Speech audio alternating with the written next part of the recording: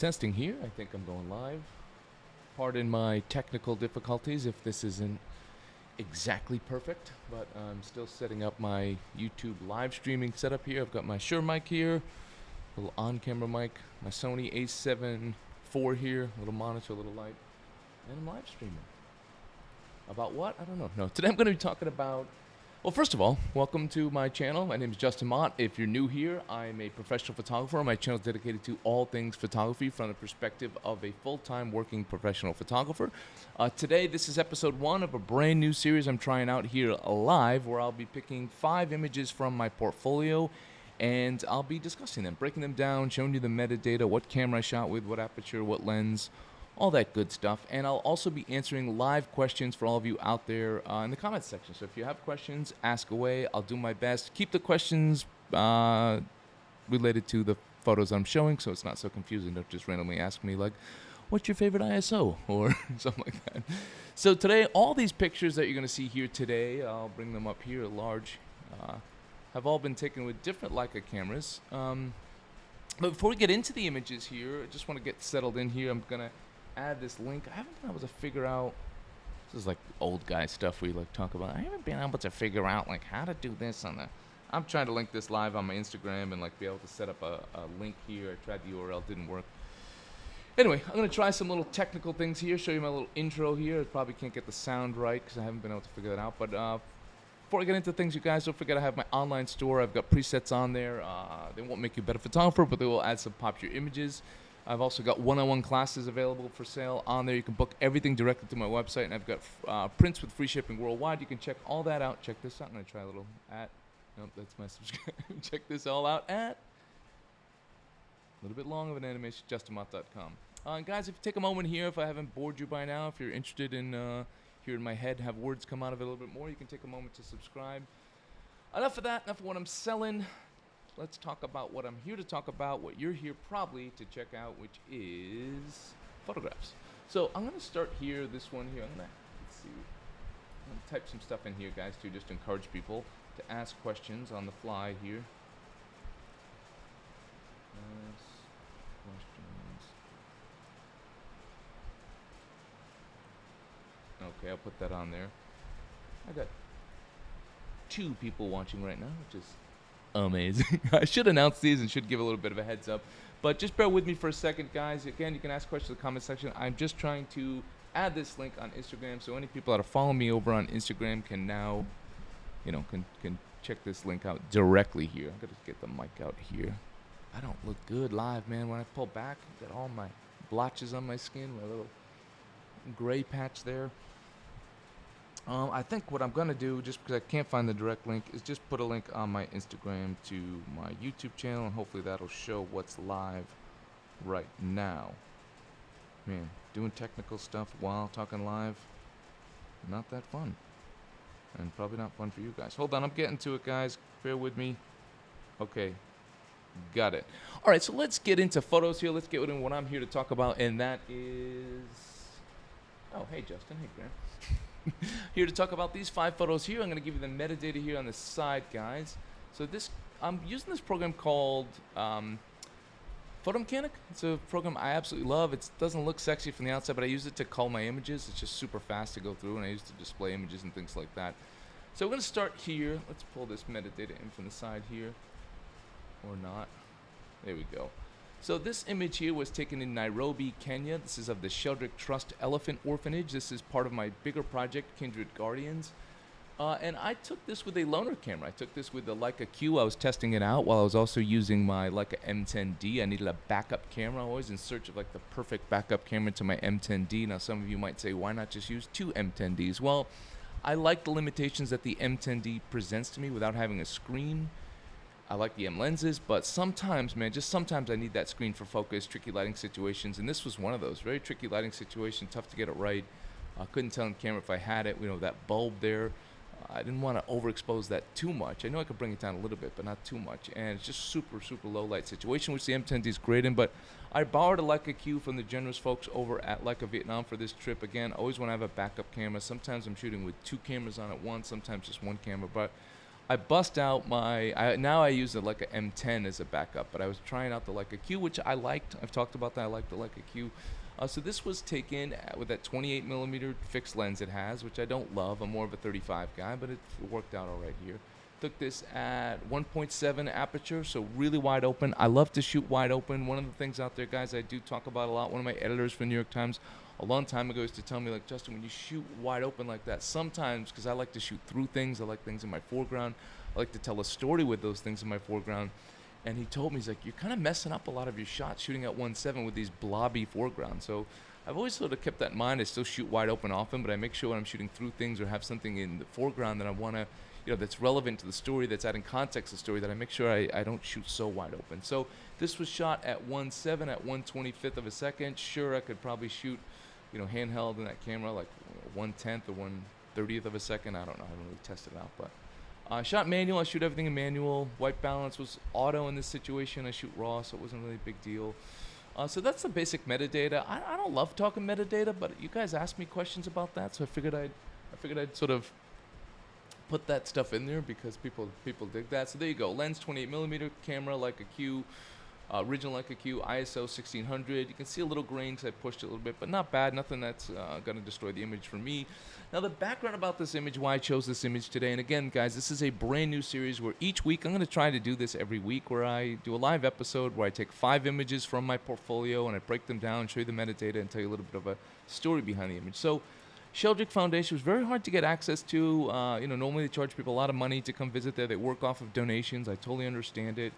But I pushed. This is one of those stories of perseverance. You're going to see that consistent throughout my career. It's not the most talented photographers that get the best shots. It's the ones that push and can get access and are patient and wait. Not just for the shot, but wait and being patient to actually get access as well. So, I knew the caretakers slept with these orphan elephants. They slept in the same stall with them. These elephants have been orphaned for all sorts of different reasons. Human conflict, trafficking. Sometimes they're just abandoned by the herd as well. So, the whole idea of Sheldrick is they're trying to bring these elephants reintegrate them back into the wild, and it takes time. Elephants are very family-oriented creatures, and so they have the caretakers sleep in the bunks with them when they're really, really young, just to sort of create that family atmosphere and so they don't feel so lonely. So this here, I knew that the caretakers slept with them. I saw other pictures. I saw it on their website. And, when they finally gave me permission, they gave me 1 day. And I said, 1 day is not really going to cut it. It'd be nice to have a couple days. I'm going all the way to Nairobi. And I wasn't going all the way to Kenya for that. I was doing my Rhinos story. But I wanted a couple days to do this story as well. So eventually I talked my way into it. I know you guys are curious about how you do that. That's a whole separate episode. I can talk about that, or you can ask me in my mailbag series, which you can ask me on Instagram.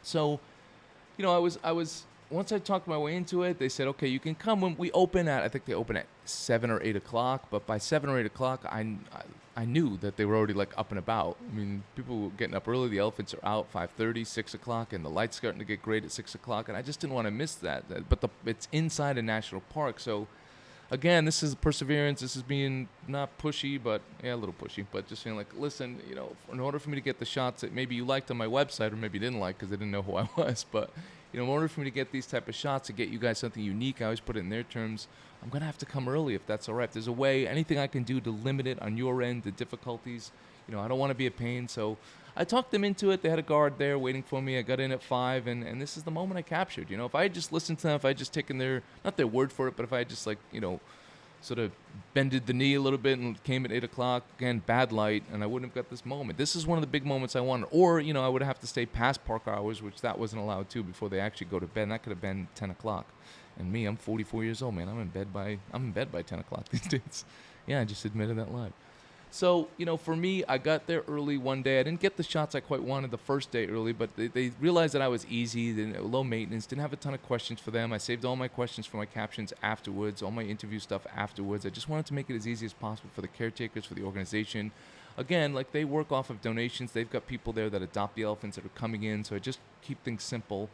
So first day, got there early and didn't get the moment I wanted. I saw the elephant sleeping with a little blanket on it, but this was the moment I wanted. This is what I came for, So I spent 3 days there. I think I got this on the second day, and this was it. Just as they were getting up, I just sort of creeped in. I opened up the little barn door there, and the elephant was just waking up, and the caretaker was just waking up, and I got the shot. And I feel a little bad because I kind of woke this guy up, but I know what time they were getting up. I told them ahead of time I'd be there, and I just said, yeah, don't mind me. Well, hopefully you don't mind me, but don't do anything for the camera, don't do anything for me. Just go as you normally would in the morning. Go about your day. And they were great. These guys, they sleep in the bunks, woke up the elephant. That little moment, I just like it. I could have chosen one where they actually touched, but I like the almost touching moment there for me at work.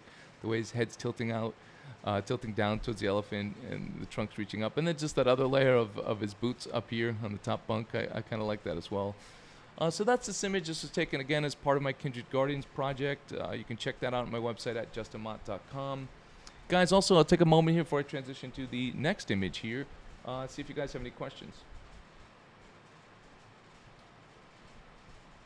Oh, great question, Graham. So Graham asked if I shot this with manual focus, and he said, was I familiar with the location before you arrived? That's a great question, Graham. This is why I like the live feed. I get questions and I can answer things live.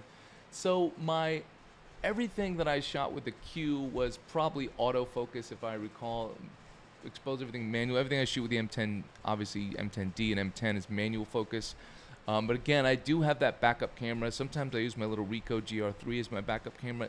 I don't find it's too often with the kind of style that I shoot and the stories that I shoot, long form, and having time with people.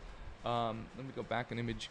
But I believe I did shoot this with autofocus. I have a similar shot the day before. The moment wasn't as good with the M10D in manual focus, and I nailed it. I nailed it as well. Pretty proud of that. But no. But it was tricky lighting situation, and I knew this moment was key. I didn't know, I knew this was one of the big shots I wanted. I mean, the fact that they sleep in the same stall with the elephants, I just found that so, it encapsulates everything I want in my project, Kindred Guardians, like that moment, the connection between people and animals. So yes, I shot this with, I believe, autofocus on the Leica Q. The next couple shots you'll see I took with the M10D. Those were with manual focus. Was I familiar with the location? Great question. Something I try to do the best I can is familiarize myself with the location as best I can. Check out any pictures you can find on Google, any picture you can find from other photographers that have gone there. I don't look at that for influence. Like, I really don't want to take any pictures that other photographers took. That's a pet peeve of mine when people kind of knock off my shots. Now, some things like this moment, it's not going to be that different from photographers that are going to get this kind of access there. You like to think you're going to have, your composition, things like that. And when I do a longer story, I want more of my images to be unique and be me. But of course, there's going to be some image that all of us photographers that go to certain locations are going to kind of get. I always strive to get something a little bit different. Sorry, I just kind of went off on a little tangent there about that. But I found some of my images from the Rhino story that I've done have been kind of mimicked, and it kind of bugs me a little. Maybe that's a whole other topic. Some of them I get it because it's just like going to happen, the guys with the rhinos, and portraits of them. But some moments I have, like the shadowy shots and the hand touching it, man, it kind of bugs me. I wish I was above it. I wish I was better than that, but I guess I'm not. So thanks for your questions, Graham. I'm going to move on to the next image here. But, just to finish up, yes, I check out their website. I check other photographers that have been there, Google images, things like that, and just try to get as much information as I can. So this was one of those moments where I saw from their website that they sleep with the elephants. I mean, that's kind of how I heard about them in the first place, and that's what intrigued me to this place, is that they do get so close. So I knew that they did that, and then so that obviously made me push harder to get access to being there at sunrise or before sunrise. So this next image here, this is part of a project. For those of you who follow me for a long time, you know that I'm a big rhino advocate. You can see, make sure I got a tattoo of one of the rhinos here. This is this here is Najin, the oldest northern white rhino left in the world, and her daughter Fatu, and they're the last two northern white rhinos left in the entire world. You can learn more about the plight of the white rhino through my website and see what's being done to try to save the subspecies. It's a whole other topic, a whole other tangent I can go off into. It's a sad story. This is the first project that I did for Kindred Guardians. Now, I knew I was going to do reportage style for this image here. This was obviously shot with a drone. I'm not that tall. It's an open field. They graze all day. I was looking for other ways to tell this story. Obviously, I knew I wanted some portraits of the caretakers with the rhinos. I knew I was going to tell the story about the last two rhinos through the caretakers, so I followed around Zachariah, the head caretaker, and this other man, Peter, who was one of the secondary caretakers, and capturing their bond with the rhinos, and that was important. But, I'm doing long-form documentary, so I'm looking for, not fillers, but images in between those shots, images in between the hand touching the rhino skin, the moment, or the guys sitting down with the rhinos, and taking a break under a tree, or, feeding them sometimes, or, taking them through the electric fence afterwards, and putting them in their little secure area before they go to bed, or the armed guards when they walk past them. Those are all the shots I knew I wanted to get, sure, but I want to leave my mind open to other things, and obviously a drone can help in that situation. So, droning in Kenya was not necessarily legal, but I had permission from the conservation themselves, so they let me take the drone up. Now, I knew this would be tough because rhinos from the top down, they're just going to look like it could. I mean, yes, you can see the horn, as you can see there. I'll take the mouse over there. You can see the horns, you can see the rhinos, but if I shot this at midday, they're just going to kind of blend in, especially in this time of year where it was very dry. As you can see, the land is very dry. So if it had that green look, I've gone back since and taken drone shots with greener grass, and it looks nice because they contrast quite nicely, but you can see they're very similar color. They almost blend in. So for this, I knew I'm a horrible drone pilot. I'm getting better, but I'm not going to get great video, but I knew for stills I just need to get it in the right position and get it in the right light. And I knew that light would be early morning because I knew it was going to cast these great shadows. Although I didn't know they were going to be this beautiful, these shadows, and exactly kind of what I wanted. And it worked really well for me because it's the last two. It's so important. So I wanted all that negative space, all that isolation, and I wanted to get the tricky part here is what you don't see is there's a third rhino that lives with them. She's not a northern white rhino. So again, I'm a professional photojournalist, so I'm ethical. I'm not going to get the wrong rhino in the shot and say it's the right rhino. So, I put the drone up, waited for the right moment. It took a lot of tries. At this time, I knew this was, let's see if it has the time on here. 7:26 a.m. So early morning, got that nice shadows across there. I played around with it for several days. I spent like 14 days there, so this took a while to get it right. I have many failed drone shots, video and stills, but once I got it right, that's the thing you're going to see throughout my today's episode, and just my photography lessons as well, is persistence. I really push this in my one-on-one sessions, guys, is patience and persistence. And people are intimidated by pro photographers, but they're not better photographers. They're just better at because they have to do it for a living. We're better at putting in the time and being patient and like spending the time that it takes to get stories and get images like that. So moving on to the next image. Graham asked another question. Graham, because you're like my only guy here today, but you have great questions. So Graham, maybe I'll have you come on as my little sidekick with these questions. These are great. Yes, if I have someone else fly the drone, that's a great question. I don't for my personal work. I do for my professional work, for my commercial work. So my business, Mob Visuals, we do, really high-end luxury resort videos and photography. So we have a fantastic drone pilot for that. We've used fancy drone equipment throughout our entire career, through our business. But like even now, we don't the not lower end, but like the Mavic Pro is pretty amazing what you can get. But we used to use the bigger ones, the Inspire 2 and things like that. And I'm afraid to fly a drone that costs more than a few $1,000s. I'm afraid to fly a drone that costs $2,000 and crash it. But no, there shouldn't be intimidating for you guys out there. I mean, I'm not great with drones, but I've gotten better at it through the years. And so for complex movements, for our video work, like following a couple going through, or like this perfect like shot through the trees of someone swimming in the pool, our drone pilot's fantastic. I use a pro and everywhere we can. Even our drone pilot, when we go to other countries, even though he's not allowed to shoot often if he doesn't have a license in those other countries, he's better than everyone we always hire. He's like I think he's one of the best drone pilots I've ever worked with. He's fantastic. So for stills, not as much of a big deal because it's a matter of just getting it in position. But the buttery smooth shots for video, he's fantastic at it. I'm not. So yes, I personally do it for my personal work, and professional work I do not. This shot here was taken with my Leica M10D, which I've talked about extensively. So yes, this was manual focus.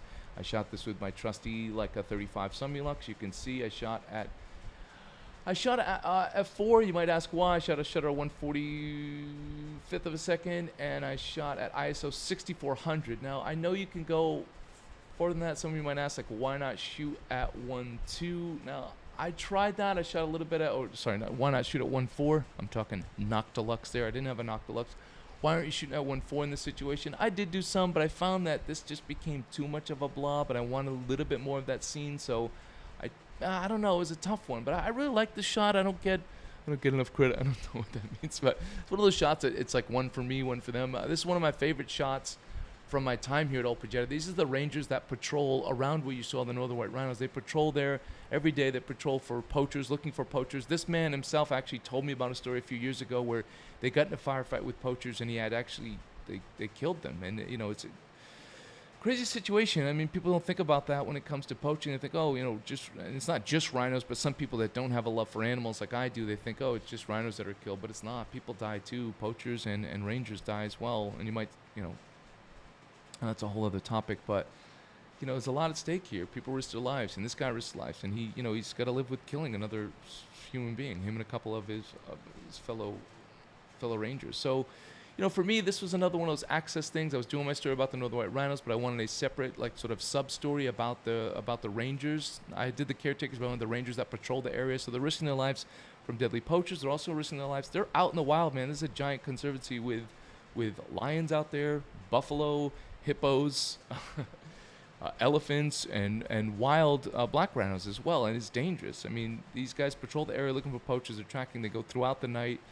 And so, it's a liability for these organizations, but again, talked my way into it, said, I'll sign whatever you need me to sign. Let me go out with the Rangers. I think people can do these exercises and see it during the day, but I found the scary part, and the part that I really was it's amazed by is them going out at pitch black. So this is just before the sun setting. It was a little bit darker than that. I pushed a little bit when post-production and, got that 45th of a second. I think I nailed it pretty sharp there. But this guy talking to him all night, as he's patrolling around, and this was...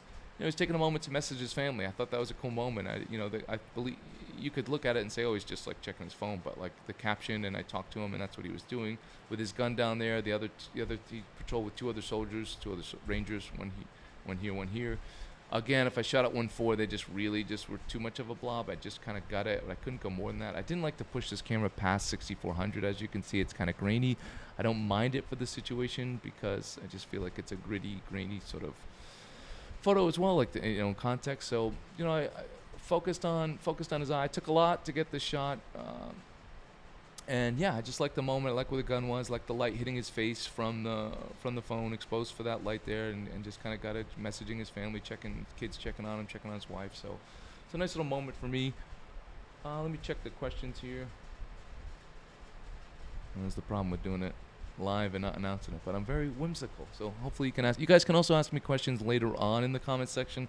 For those of you that aren't watching this live, you can ask me later on. I'll do my best to answer them. This is another shot from the Rhino series. Each week I'll pick a bunch of different images from different stuff, not only wildlife for those of you not interested in that stuff, but that's what I'm interested in, so I'm going to show that a lot.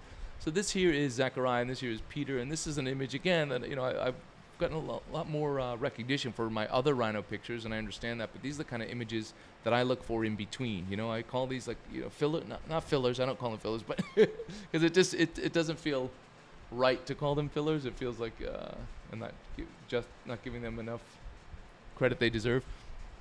Also, guys, while I'm on here, just want to check with you guys. I'm halfway through here, or just about more than halfway. Just want to double check, make sure my audio's good, make sure the feed's all right, but for those of you watching, you can let me know if anything I can change. Probably too late now for me to change it, but... All right, this image here was shot, again, this is the last two northern white rhinos, and I just found this little moment quite interesting to me. As you can see, this is rhino poop, and yes, they poop and they fart big. Everything is big with them. This was shot, again, my Leica M10D in the middle of not the middle of the day, but late morning, and that light's pretty harsh, but I still just like the moment. 9 a.m., not a lot of my shots are going to come at 9 a.m., but it's just a nice moment. They're just out there. These guys, this is what they do all day. They just watch the rhinos, look after them. This last two of the subspecies in the entire world, so they're just keep an eye on them, checking their phones, watching them, sitting in the sun with their hats on. Funny little story here. Maybe I have it behind me.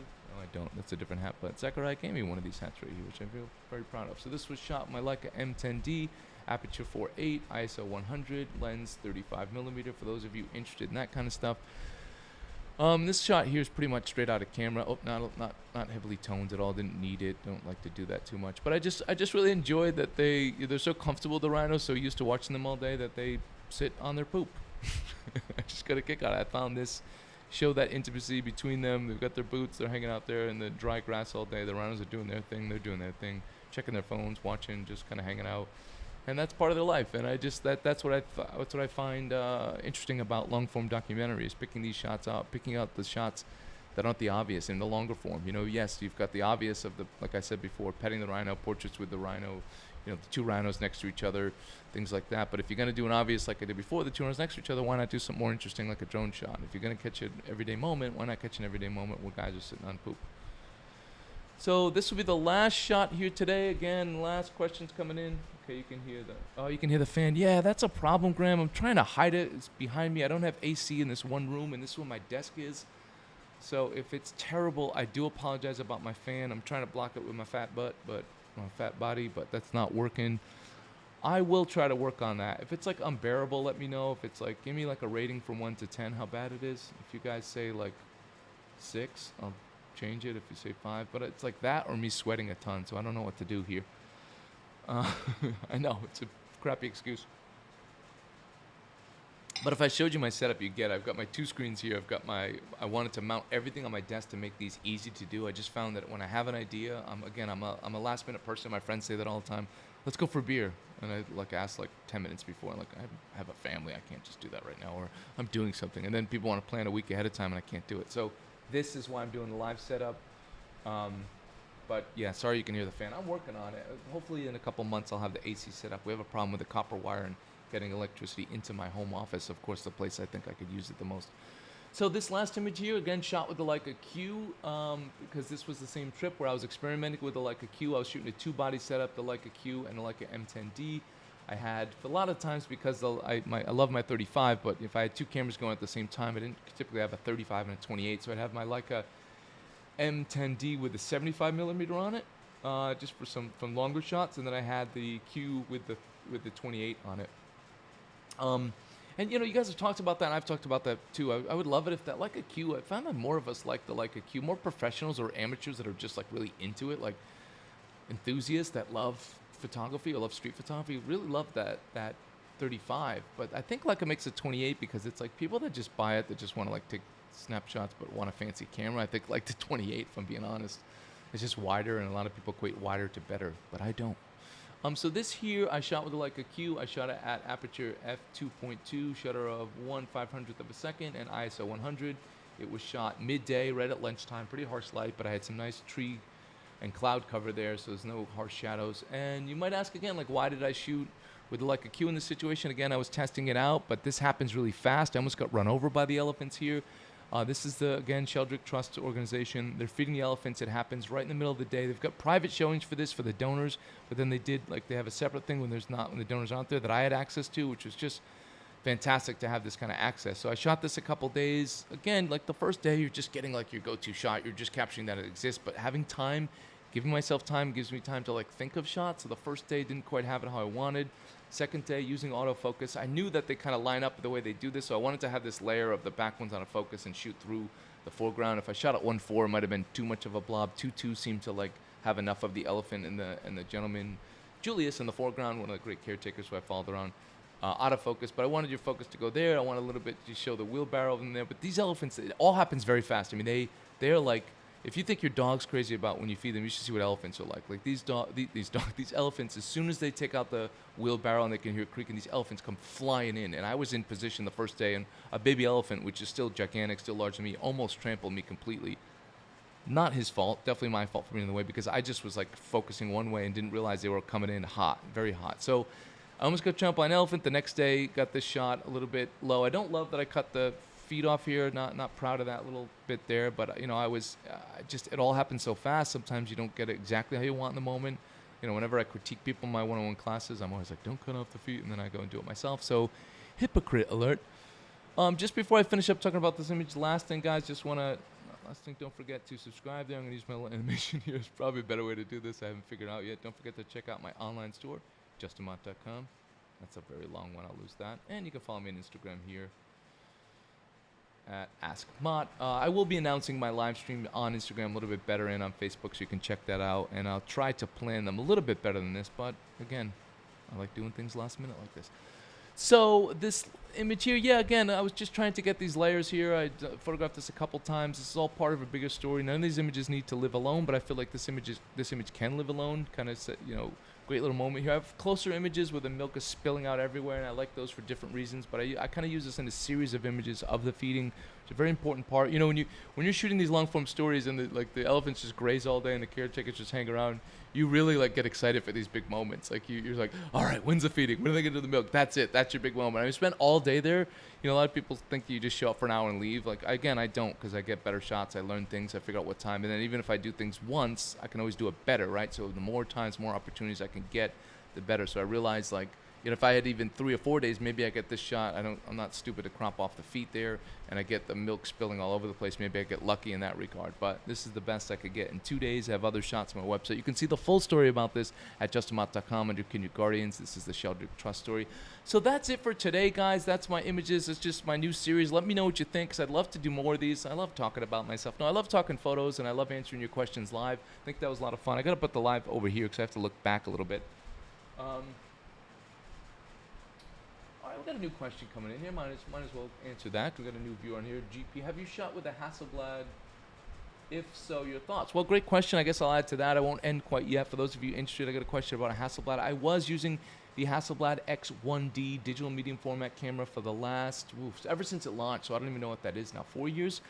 I use that with their expensive XCD lenses. I have no complaints with that camera for my commercial work. I used it for Mott Visuals for many years, a lot of hotels, a lot of billboard ad campaigns. I think it's overkill for a lot of people. I used it a couple times on my personal work, and for prints it was nice. The autofocus was absolute garbage on that camera, but I don't need that for my commercial work. The files are a little bit overkill, but they're amazing. Like my retoucher was like, yeah, God, stick with these files. But recently, I can do a whole separate episode about that. Recently, we did an entire switch. I sold my Hasselblad stuff. I'm still selling it. Sold the X1D. I know they're probably going to come out with the X2D soon, 100 megapixels. I think that's overkill. I switched all of my commercial photography gear over to Sony and /Sigma, and there's a lot of different reasons for that, but the short version is my video production business, Mott Videos. We do commercial photography as well. I shoot, but we have multiple shooters. I have another photographer that shoots with me, multiple DOPs that shoot with us, so we need a kit that can be very versatile. We've always used the Sony A7 series for our video. We switched over to the FX3, and we just need a versatile kit. Sometimes we're shooting stills, sometimes we're shooting video, sometimes we have one team shooting video, sometimes we have one team shooting stills, sometimes we have two teams shooting stills in different locations, or we're shooting stills and video of the same scene at the same time. So the Hasselblad just wasn't economical in that regard. Plus, it just opened up. I don't do a lot of, I don't need that like fast autofocus, but it is amazing for. We need it for video, and it comes in handy. I don't necessarily need it for stills, but I've switched over to Sony. We use the Sony A7R4 for our high megapixel camera for our interior stuff, our composite shots. I use it for our model shots, our lifestyle shots for hotels, and our backup is the A7 IV, which is also a great camera. Yeah, it was tough. Like, it was a hard switch, but I'm doing it now for a few months. No complaints from the clients yet. Fingers crossed. I was knocking on wood and crossing my fingers to double up, and I've looked at the files closely. Our retoucher has, and I don't see a huge difference. So selling those Hasselblad lenses, tough to sell. So if you're interested, you can buy them. I've got 3 lenses left to sell, but yeah, I mean, like $4,000 each, brand new, and I can get nice Sigma lenses or Sony lenses for a quarter of that or half of it, maybe with Sony. So we made a complete overhaul switch and also I'm doing more video work in my personal life as well. So that Sony FX3 is quite a great camera for that. So we have changed from the Hasselblad to Sony. That's for my commercial work. I still use Leica for all my personal work because I like the feel. I like the minimalistic look to it. It just really suits who I am when I do my personal long-form documentary projects. So Leica M10D is still my go-to camera for that work.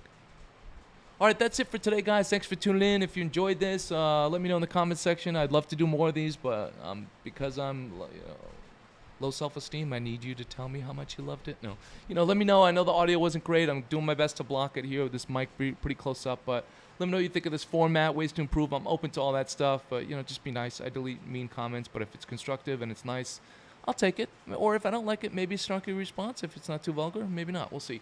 I hope you enjoyed this episode, guys. Thanks for watching. I'm going to do it again next week. I'll pick 5 photos. Again, any questions about these, ask me in the comment section. I'll do my best to answer them, even though it wasn't live. Thank you, guys. Don't forget to like, share, and subscribe, and don't forget to have a wonderful day. That's the end, guys. Goodbye.